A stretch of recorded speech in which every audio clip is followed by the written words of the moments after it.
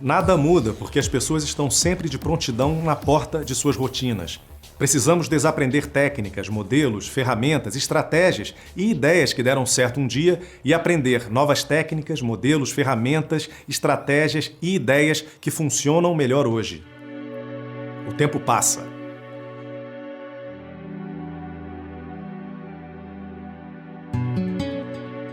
O mundo muda. Tecnologia muda. Tudo muda o tempo todo. Só que algumas pessoas querem prender o tempo, impedir que as mudanças aconteçam. Meu pai, uma pessoa inteligente e culta, pediu aposentadoria assim que o computador invadiu o trabalho. Para uma pessoa nascida em 1929, a década de 90 do século passado foi muito difícil. Ele segurou quanto pôde, depois pediu arrego. O mundo ficou rápido demais para ele. Às vezes nós queremos tanto que as coisas permaneçam do jeito que estão, queremos tanto prender a mudança, que falamos e acreditamos em coisas que mais na frente se mostram como grandes bobagens. Os americanos precisam do telefone, nós não. Nós temos muitos garotos mensageiros.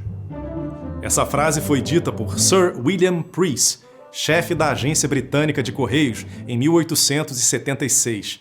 Tudo o que ele queria era acreditar que o telefone não substituiria a comunicação por cartas, para não abalar o negócio dele. $500? Todo subsidiado? Com um plano? Eu digo que este é o telefone mais caro do mundo e ele nem é atraente para o trabalho porque ele não tem um teclado, o que faz dele uma máquina de e-mail não muito boa. Essa foi cunhada por Steve Ballmer, na época presidente executivo da Microsoft, no lançamento do iPhone em 2007. Disse que Ballmer devia estar olhando o aparelho da rival com uma certa dose de inveja e desejando muito que o lançamento não caísse no gosto dos consumidores. A televisão não vai conseguir se segurar no mercado por mais de 6 meses. As pessoas logo vão se cansar de olhar para uma caixa de madeira todas as noites. Essa foi dita por Darryl Francis Zanuck, produtor de cinema e um dos fundadores do estúdio 20th Century Fox, em 1946. A verdade é que Zanuck estava preocupado com o futuro da indústria cinematográfica e de como a televisão poderia roubar o público das salas de cinema. Nada é permanente, exceto a mudança. Heráclito. Já tem tempo que se fala sobre isso. Heráclito nasceu no ano 535 a.C. A mudança é a lei da vida, e aqueles que apenas olham para o passado ou para o presente irão com certeza perder o futuro. John Kennedy. Olhar somente para o passado e para o presente é perder literalmente o futuro. Aqui na empresa, nós temos um projeto. Um pé no futuro. O que isso quer dizer? Que estamos sempre cuidando do presente, mas com ações em coisas que ainda não chegaram, que sinalizam como tendência e que nos mantém ligados ao futuro. É quase um 80-20. Estamos 80% no presente, mas com 20% de projetos e ideias em andamento para o futuro. A 3M, uma das maiores empresas do mundo, estipula que anualmente 20% da receita tem que vir de projetos novos. Bela estratégia. Eu não acho que vai dar certo. Isso não vai funcionar. É difícil fazer a entrega. A ideia é complicada. Dá muito trabalho. Isso é maluquice. Essas e muitas outras são frases típicas de guardiões do passado, que têm dificuldade em sair da zona de conforto, mesmo quando o mundo está gritando que vai haver mudança. Isso não significa dizer sim para qualquer mudança só para não ser rotulado como uma pessoa presa à rotina.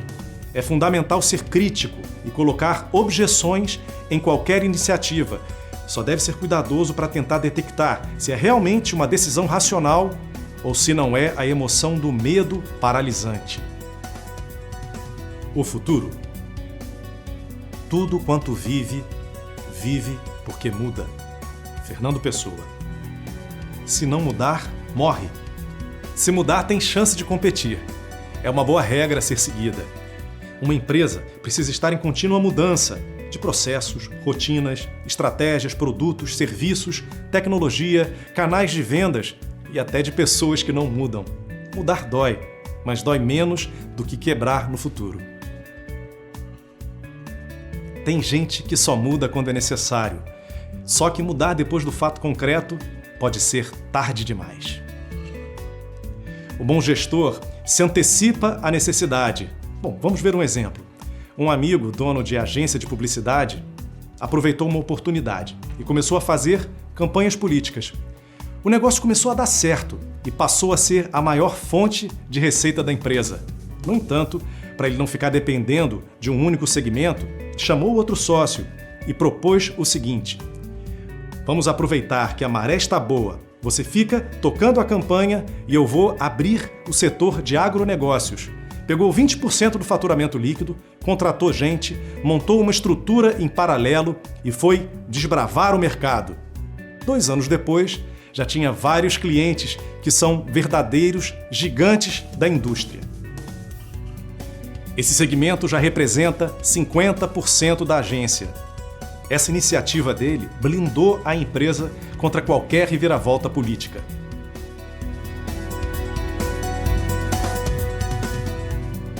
Durante a minha vida de empresário, vi muitos amigos, empresários de grande sucesso durante anos, quebrarem as suas empresas. E sabe qual foi o principal motivo, disparado na frente de qualquer outro? Insistir por tempo demais em algo que já não estava dando certo. O negócio começa a cair e a pessoa continua fazendo tudo da mesma forma, acreditando que vai melhorar em breve, que é um momento da economia, uma crise passageira ou a política do governo. Só que o motivo era sempre outro. Na prática, o que acontecia era que o produto tinha atingido seu pico, ou a estratégia já não fazia mais sentido, ou os canais de venda já não eram mais adequados, ou o mercado tinha mudado. E eles insistiam indefinidamente em algo que já não funcionava, mesmo com a receita caindo e o vermelho aumentando. Eles eram cozidos que nem sapo quando é colocado numa panela com água fria. Você acende o fogo, a água começa a esquentar e ele não pula. Morre cozido, mas não pula. Sabe qual é a nossa regra aqui na empresa? Caiu o resultado por 2 meses seguidos, reestudamos o processo. Fazemos várias tentativas rápidas, em processos de tentativa e erro mesmo, até acertar ou chegarmos à solução que é melhor descartar e partir para outra.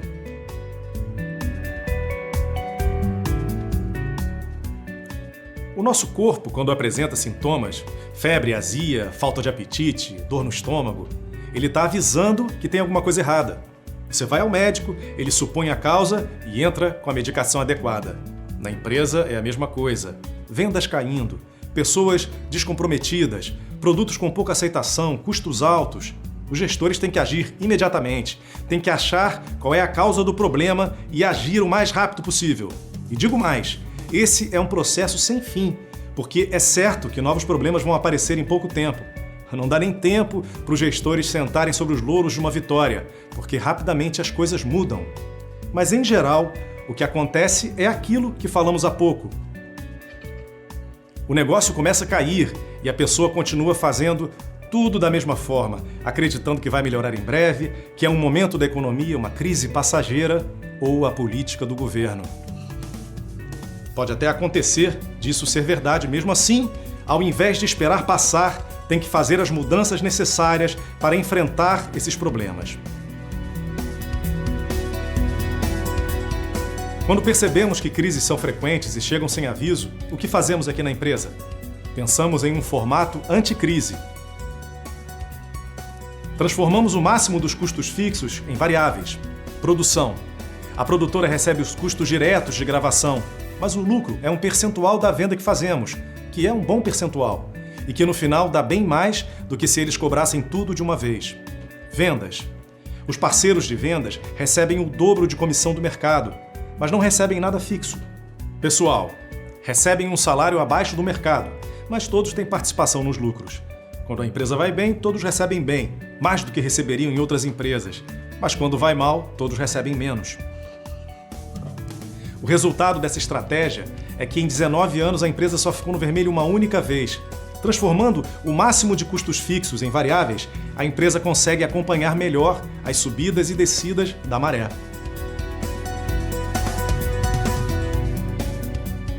É fundamental desaprender para poder aprender coisas novas. Eu nunca mais vou esquecer o que aconteceu com Bjorn Borg, tenista sueco que parou de jogar aos 26 anos com 11 títulos de Grand Slam. Ele foi um dos maiores tenistas da história. Aos 34 anos, ele resolveu voltar às quadras e usou a mesma raquete de madeira dos velhos tempos. Perdeu todas as partidas que disputou e parou de vez. O seu adversário, além de mais novo, jogava com raquetes de grafite mais leves e precisas. Borg, para ter alguma chance, no mínimo tinha que ter desaprendido, ou seja, abandonado a sua raquete de madeira e aprendido, ou seja, atualizado a sua raquete.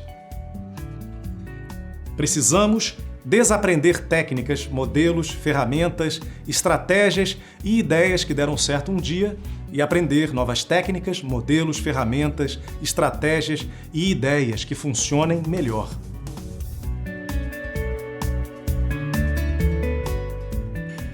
É comum, principalmente para quem já acumulou uma significativa experiência, acreditar que sabe das coisas e que o novo não vai funcionar. E aí resistem, dizem que não vai funcionar no mercado dele, que ele conhece o seu cliente muito bem e blá, blá, blá, blá, blá, blá, blá, não é assim. Tudo o que sabemos tem prazo de validade. Lembra do que nós vimos no início? Portanto, não seja resistente ao novo. Novas ideias podem ser a chance da sua empresa se adaptar e sobreviver. A regra da sobrevivência é se adaptar ao ambiente. Isso funciona para todos os seres vivos e para as empresas também. Senão a sua empresa vai ser uma peça quadrada tentando se encaixar num buraco redondo. Uma boa estratégia de adaptação é fazer microtestes. Frequentemente, testamos formatos novos para os vídeos, experimentamos novos canais de vendas, utilizamos novos conceitos de gestão. Tudo que emplaca continua. O que não funciona é descartado. Um caso clássico nosso foi quando estava tomando um café com Clemente Nóbrega, um dos maiores estudiosos de gestão do Brasil. E ele me falou do conceito recombinando o que você já tem. Até esse dia, vendíamos somente vídeos avulsos. A partir desse momento, e com o conceito que ele tinha apresentado, criamos uma coleção com 4 vídeos e experimentamos a venda. Hoje, o carro-chefe da empresa são as coleções, que representam 90% das vendas e tem um ticket médio 2 vezes maior que a venda de um vídeo avulso. Tudo isso sem colocar dinheiro novo, só recombinando o que já tinha produzido. E essa recombinação ficou muito melhor para o cliente, que paga por vídeo menos da metade do valor de cada vídeo unitário e tem vários temas complementares dentro de um mesmo pacote. Se a empresa é feita de pessoas, elas é que são responsáveis, todas, sem exceção, em ter a responsabilidade e a preocupação de serem os agentes da mudança na empresa. Se elas não se adaptarem, a empresa não se adapta. Por exemplo, sabe o que eu faço para não me tornar um dinossauro? Experimento o futuro. Todo dia, utilizo tecnologias de redes sociais, aplicativos de fotografia, aplicativos de aprendizagem de ensino de línguas, leio novos livros de negócios no tablet, assino pelo menos 2 excelentes revistas digitais sobre negócios.